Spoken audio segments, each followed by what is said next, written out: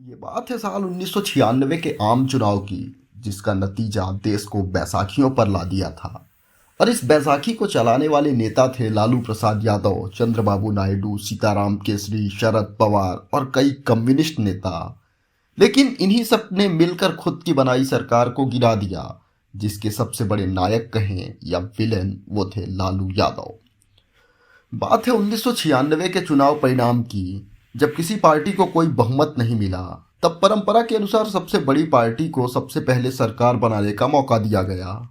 161 सीटों के साथ बिना बहुमत के ही 16 मई 1996 को अटल बिहारी वाजपेयी ने प्रधानमंत्री पद की शपथ ली। हालांकि 13 दिन बाद अटल बिहारी वाजपेयी लोकसभा में अपना बहुमत साबित नहीं कर पाए और उनकी सरकार गिर गई।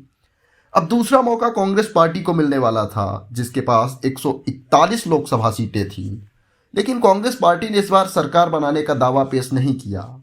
इसके बाद तीसरी सबसे बड़ी पार्टी जनता दल, जिसके पास 46 लोकसभा सीटें थीं, उसे सरकार बनाने का मौका दिया गया। जनता दल ने बीजेपी के खिलाफ अपने साथ लगभग 13 क्षेत्रीय पार्टियों को मिलाकर एक गठबंधन तैयार किया था, जिसका नाम था यूनाइटेड फ्रंट।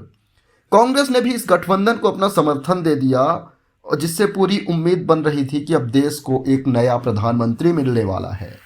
लेकिन इस गठबंधन के साथ एक सबसे बड़ी समस्या ये थी कि यह तय नहीं कर पाए थे कि उनका पीएम का चेहरा कौन होगा। कहते हैं उस वक्त यूनाइटेड फ्रंट गठबंधन के पास प्रधानमंत्री के लिए कई बड़े नाम थे, लेकिन किसी एक नाम पर मुहर लगाना बेहद मुश्किल था। पहले मांग उठी कि वीपी सिंह को प्रधानमंत्री बनाया जाए, लेकिन बात नहीं बन पाई। उसके बाद प्रधानमंत्री पद के लिए चंद्रबाबू नायडू, जीके मूपनाथ, ज्योति बसु जैसे कई बड़े बड़े नाम को आगे किया गया, लेकिन सबके नामों को रिजेक्ट कर दिया गया। जब प्रधानमंत्री पद के उम्मीदवार की तलाश जारी थी, उस वक्त तमिलनाडु भवन में एक बैठक चल रही थी। कहा जाता है कि इस बैठक में किसी ने देवगौड़ा का नाम आगे बढ़ाने की पेशकश की, जिसके बाद धीरे धीरे सभी की मुहर इस नाम के साथ लगने लगी। देवगौड़ा के विरोध में केवल एक ही नाम था, और वो था रामकृष्ण हेगड़े, जो कभी देवगौड़ा के साथी हुआ करते थे। लेकिन कर्नाटक की राजनीति में जब देवगौड़ा मुख्यमंत्री बने, तो उनके और हेगड़े के बीच राजनीतिक कशमकश तेज हो गई, और वही अदावत देवगौड़ा के प्रधानमंत्री बनने में रोड़ा डाल रही थी। हालांकि उत्तर प्रदेश के नेता मुलायम सिंह यादव और बिहार के नेता लालू प्रसाद यादव जैसे नेताओं का साथ देवगौड़ा को मिला, ऊपर से वामपंथी दल और चंद्रबाबू नायडू जैसे नेताओं को भी इस नाम से कोई परहेज नहीं था।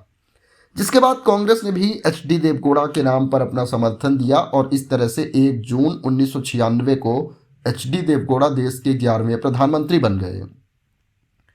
प्रधानमंत्री बनने के बाद देवगौड़ा ने अपने हिसाब से सरकार चलाने की स्टीयरिंग थामी और सीबीआई के नए निदेशक जोगिंदर सिंह को नियुक्त किया। जोगिंदर सिंह को सख्त ऑर्डर दिया कि भ्रष्टाचार के खिलाफ नेताओं के ऊपर चल रही जांच को तेज कर दिया जाए और किसी को बख्शा ना जाए। उन दिनों कांग्रेस के खिलाफ बोफोर्स जांच और लालू यादव के खिलाफ चारा घोटाले की जांच चल रही थी। पीएमओ के आदेश के बाद लालू यादव के साथ सख्ती से पूछताछ शुरू हो गई। इस जांच के बाद लालू यादव की परेशानी बढ़ने लगी। तब उन्होंने पीएम से मिलने का वक्त मांगा, लेकिन महीनों इंतजार के बाद भी एचडी देवगौड़ा ने लालू से मिलने का वक्त नहीं दिया। पत्रकार संकर्षण ठाकुर अपनी किताब बंधु बिहारी में लिखते हैं कि 1997 में पहली राउंड की पूछताछ के बाद लालू ने एक दिन प्रधानमंत्री को फोन लगाकर फटकार लगाई और कहा, ये सब अच्छा नहीं हो रहा है, जो आप कर रहे हैं उसका अंजाम अच्छा नहीं होगा। कॉन्स्पिरेसी करनी है तो बीजेपी के खिलाफ करो, हमारे पीछे क्यों पड़े हो? क्या इस दिन के लिए तुम्हें प्रधानमंत्री बनाया था? उन दिनों लालू के पास 22 सांसद थे, जो सरकार को अल्पमत में लाने के लिए काफ़ी थे। उसके बाद कांग्रेस के राष्ट्रीय अध्यक्ष सीताराम केसरी भी, जो पीएमओ से खार खाए बैठे थे, एक्टिव हुए और अन्य सहयोगी दलों के साथ खेल रच दिया। 11 अप्रैल 1997 को एचडी देवगौड़ा की सरकार गिर गई। ऐसी तमाम अनोखी और दिलचस्प कहानियों के लिए हमारे चैनल को सब्सक्राइब कर दीजिए। वीडियो पसंद आया हो तो एक लाइक और शेयर जरूर करें।